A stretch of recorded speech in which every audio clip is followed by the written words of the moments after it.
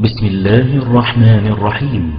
والذين يقولون ربنا هب لنا من أزواجنا وذرياتنا قرة أعين واجعلنا للمتقين إماما أولئك يجزون الغرفة بما صبروا ويلقون فيها تحية وسلاما. تأمل يا أخي وتأمل أخيتي في أحوال التائبين والتائبات، في عبراتهم وصرخاتهم، لنقف مع ذلك الزوج وهو يقول: لقد وفقت بزوجة كنت أسمع عن طاعتها وهمتها قبل الزواج، لكنني والله لم أكن أتوقع ذلك حتى رأيت بعيني.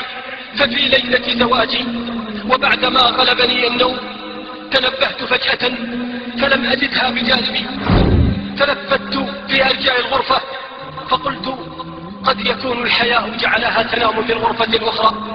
لكنني تعجبت، والله تعجبت عندما رأيتها واقفة قانتة لربها، رافعة يديها تطيل القراءة وتتبعها بركوع ثم سجود طويل.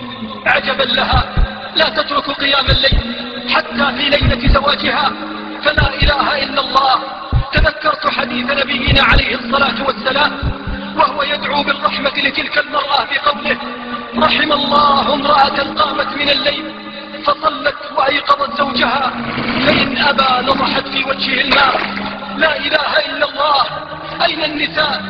أين الغافلات؟ كم من النساء همهن في هذه الليلة زينتهن، بل منهن من لا تبالي بصلاة الفجر. فيقول هذا الزوج: والله تمضي الشهور والشهور ولم تتغير حالها، بل يزداد ثباتها، فلم تترك عادتها وأنسها في قيام الليل. وأنا لم يتغير حالي، فقد كنت في غاية البعد عن الله، أقضي الليالي في سهرات واستراحات بين لعب الورق والشيشة والقنوات. هذه حالي والله، لكنها كانت لي كأحسن زوجة، تعامل لطيف ونفس طيبة. فيا عجبا لهمتها وتحملها، لا تمل من خدمتي، وكأنها تقول لي بلسان حالها: ها أنا أقدم لك ما أستطيعه، فماذا قدمت أنت لي؟